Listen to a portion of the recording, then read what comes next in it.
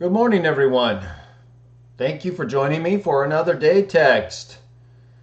Today is Thursday, June 13th, and we're working our way through the letter of 1 John. And if you're just joining us for the first time, we try to meet every weekday morning and Saturday morning between 5:30 a.m. and 6:30 a.m. Pacific Standard Time so that we can progressively work our way through the different biblical books and letters and occasionally other related texts and histories. We're currently in the letter of 1 John, one of three letters contained in the Bible written by Jesus' beloved disciple, who also wrote an entire account known as the Gospel or Great Message of John that details Jesus' life and teachings. So these are three separate letters that John also wrote, and we're in the 5th chapter of that first letter. So I'm going to read verses 1 through 4. And what I typically do is either make an application as I read the text, or I'll read all the verses and then we'll discuss them at the end, followed by some updates for other videos and shows I have planned for the week. Okay, so let's go ahead and begin. I also put the texts in the description below if you'd like to follow along. And I have also included in the description some information about the textual support for the letter of 1 John. Okay, starting in verse 1 of 1 John chapter 5. Each person believing Jesus is the Christ has been born from God. Each person who loves the one who begets, that is God, loves also the one who has been born from God. In other words, if you love the begetter, you're going to love the one who's begotten, especially in the case of Jesus, because he's exactly like the begetter, as well as our Christians who follow Jesus in the same way. And then, so in verse 2, he says, "By this we know we love the children of God, whenever we may show love for God, and if we should follow his instructions." So, the children of God. We know we love the children of God when we show love for God and follow his instructions. You might think, well, if we show love for if we have love for the children of God, well, we would be showing love toward the children of God, which is true, because God's instruction is that we treat each other the way we want to be treated and show love for other people, unless, of course, they're attacking us or our enemies, in which case we have to be careful not to overextend our love in ways that they'll take advantage of. So we have to be cautious as serpents, innocent as doves, but this isn't usually the case with people who have been born from God. We don't usually have to be that cautious or concerned because we're around people who, like us, even though we have imperfections, we're doing what we can to show love for God by following his instructions, doing the things that we know we're supposed to do according to how we're made, the law in our heart and our conscience, and the instructions we are given in the holy writings, the scriptures, the texts that have been preserved for us for thousands of years. Okay, and then in verse 3, he goes on a little bit further with this idea of following God's instructions. He says, "For this is the love of God. We should closely follow his instructions, and his instructions are not too difficult or too heavy." So, it's funny because I was on my Facebook CW job page, I was dealing with someone who was making Trinitarian comments and different things, and just all kinds of grammatical things and stuff about John 1:1 is one of the simplest texts that have ever been written down. And the degree to which it has been complicated by grammarians and Trinitarians and others is just so disheartening. It's disgusting, actually. And so they make God's instructions so heavy with all this grammatical baggage and these arguments that try to get people to think of things that aren't true, but that require knowledge about grammar before you can really engage them sufficiently to say they're not true. And so they burden other people with these things instead of just teaching the simple message of the text. Oh man, it's exactly like the scribes and Pharisees and grammarians of Jesus' day. They would get involved in these other issues instead of showing love for God's people. Instead, they run around trying to debate everyone they can about Greek grammar. I mean, how does that in any way fit in with this text? We're running around on boards and channels and pages trying to argue with people about Greek grammar?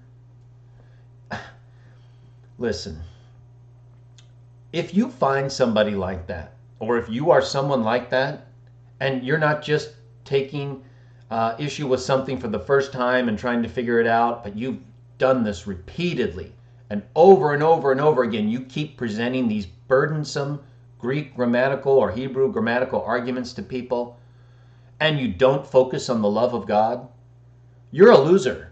You're not a Christian. You are a certified loser.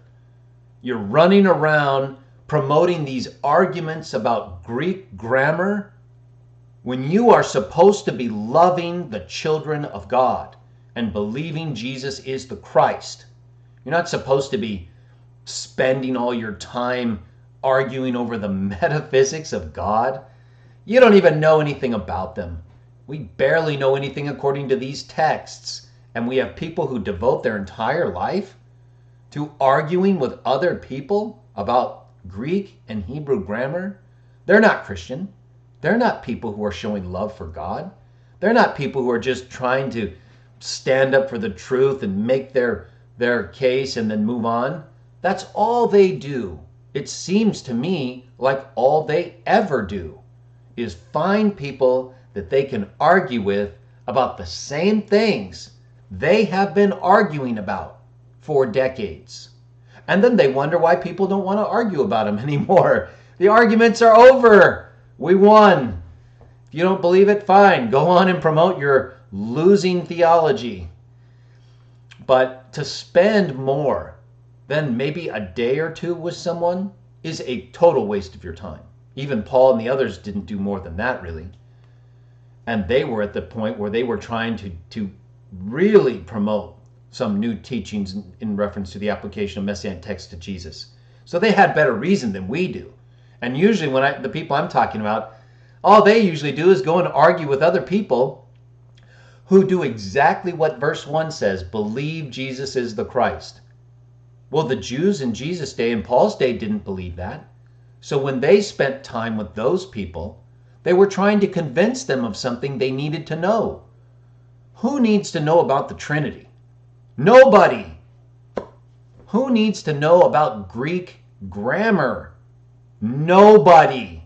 We have enough translations of these texts and enough knowledge of grammar so that unless you're just really confused for the first time, there's no reason to be thinking about Greek or Hebrew grammar. Why don't you just read the text in the language in which you have it and apply it? The number of texts that are going to come up with regard to a dispute over translation versus the opportunities that you and I have to show love for God and for the children of God. There's not even a comparison. So why are we focusing so much on these occasional texts that really aren't that disputable, but that have become disputed because of beliefs people have about metaphysics, the thing we know least about? Yet the thing we know most about, that is showing love to other people and pointing to historical and textual and archaeological and other evidence that shows Jesus is the Christ. There is so much more for us to promote about those things. Love for God, love for other people. Jesus is the Christ. If you find yourself spending time about the Trinity and the metaphysics of God and the interpersonal relations, you're a loser. Okay, you are a loser. I'm telling you that because I've been through this numerous times, and I am qualified to tell you, you should not be spending your time arguing with or about Trinitarianism or Trinitarians. Okay? All you're doing is trying to convince yourself of something you may not even believe. And if you're arguing with someone who clearly doesn't believe the truth about God and who claims to believe Jesus is the Christ, you're wasting your time. Okay? That person already believes Jesus is the Christ, and whether it's falsely or truly, they have to answer for it, not you. So why are you so concerned about someone else who can read just like you and who says they accept Jesus as the Christ? That should be your first two signals. It's time to go. It's time to move on to somebody else who doesn't believe Jesus is the Christ and who doesn't want to waste your time arguing over Greek grammar. Of all things, I know we all have gone through it. I've obviously gone through that same phase. You don't stay in that phase. Okay? You get past that phase. And if you can't get past that phase, we're moving on and we're leaving you in the past. You stay in the past. You keep arguing about the Trinity. We're going to show love for God and for the children of God. And we're going to keep promoting Jesus as the Christ, primarily to those who don't already believe it. So if you're a Trinitarian and you believe Jesus is the Christ, we're moving on. Okay? We're not here for you unless you have a problem or you're confused. You've already declared Jesus is the Christ. Great. We're moving on. We highly recommend you do the same. All right, let's finish up the text. I think we have one more verse. Verse 4. Each person who has been born from God has defeated the world. This is the victory prevailing over the world, our faith. Why are you arguing with other Christians when you could be defeating the world by your faith? Not your faith as you argue about the metaphysics of God with other Christians. That's pretty much just going to make the world laugh at us, right? So when you, as a Trinitarian or an anti-Trinitarian, refuse to promote the love of God and Jesus as the Christ, and instead argue about the metaphysics of God with others who proclaim Jesus as the Christ, as I said, you're a loser, and you're actually in our way. So we're going to move you out of the way so the world doesn't think you're in the same way as we are and laugh at us all as if we're doing the same things. We're not. We're moving past you Trinitarians and anti-Trinitarians to the extent that we are able to do so, and we're going to focus on this message. Show love for God, love for the children of God, defeat the world, and proclaim Jesus as the Christ. That's it. What else do you really need? How much more can you proclaim beyond those things? And in fact, I would argue if you're proclaiming the Trinity and arguing against or for the Trinity, you're not doing any of these things. You're certainly not doing it to other people who already proclaim Jesus as the Christ. You're taking the easy way out. And I'm not even sure you really believe. Because if you did, you'd be doing what these texts say, not running around looking for another person you can argue with about grammar. Don't you know who that sounds like? You might want to look up the references in the New Testament to the scribes and the grammarians. That's not good company. You don't want to be in that company. You want to be showing love for God and for the children of God and following his instructions. Stop thinking about these other people. Focus on Jah. Think of Jesus. And help those who are doing the same things. Or those who don't do the same things. That is, proclaim Jesus as Christ. Help them. You don't need to be helping Trinitarians. They don't need it. They have plenty that they can use for their faith. And that's what we're going to use to defeat the world. What I'm talking about right now is the mindset that we are going to use to defeat this world by showing them the priorities of Jah and Jesus and helping other people. You're not helping other people if you're arguing about Greek grammar and destabilizing their faith. You're actually promoting the world and defeating faith. So I would highly recommend you stop that. If you really have an issue, you have a question, those happen. Not all the time.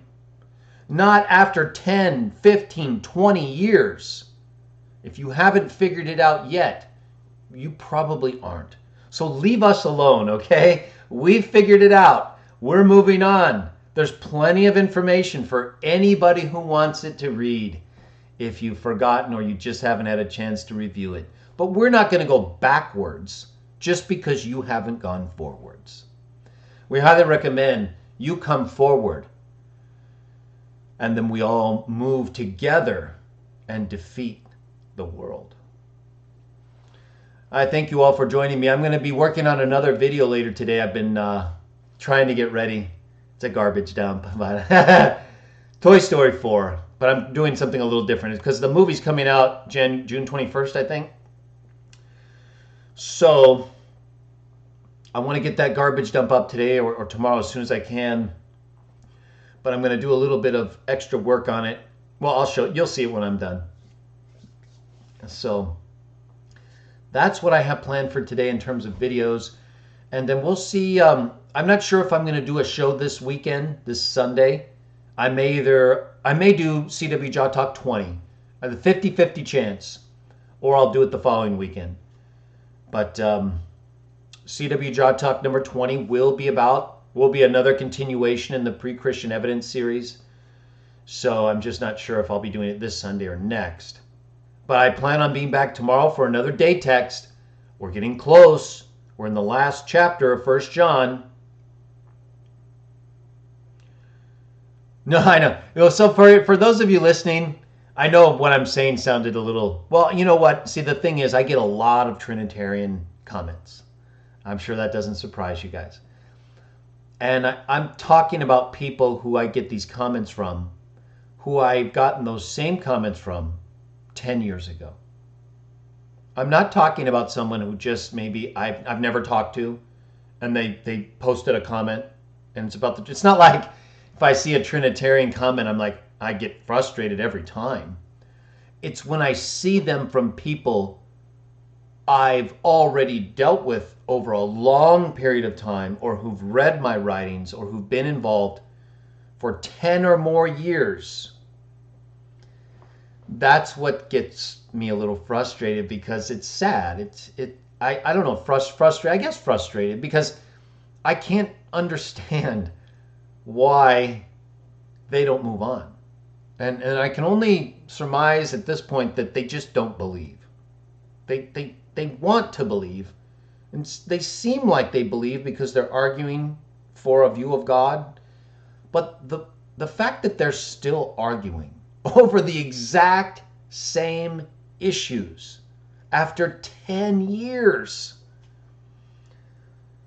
Well, what does the scripture say? They're always learning and never able to come to a knowledge. I mean, so does that text apply to those people or not? How can you be arguing over something for 10 years and claim to still believe it?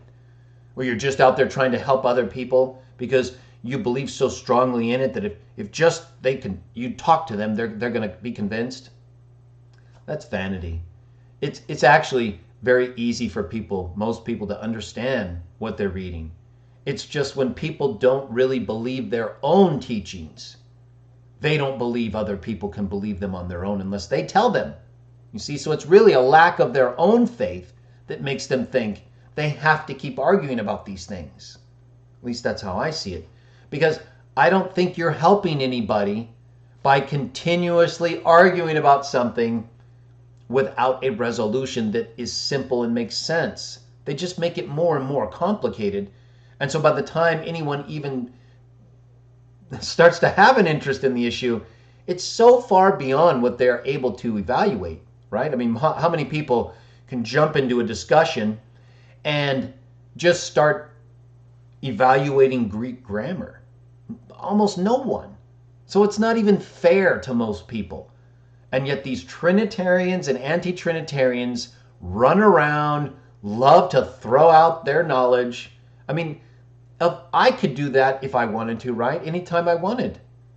So if I don't do that, and I'm the one who has taken the lead in promoting what I think is the correct view of John Jesus, at least for a decade or more, well, then you should listen to what I'm telling you now. Okay? You don't need to keep doing that. It's obvious it doesn't produce the same value that once you've established your position and allowing it to remain does, and give people an opportunity to review and choose. You don't have to keep restating it, is what I'm saying. You don't have to keep representing what you've already presented. Did Jesus do that? No. He would present it once, make a comment or respond, and that was it. He was out of there, on to the people, on to promoting Jah, helping his students. He didn't just chase after the scribes and Pharisees and say, what about this text? What about this text? So in any case, I just really want to encourage you all not to get caught in those traps. Those are traps. They're designed to trap you in conversation with another supposed Christian and argue. Where does the Bible tell us to do that? Where does the Bible tell us to argue with our brothers about the metaphysics of God?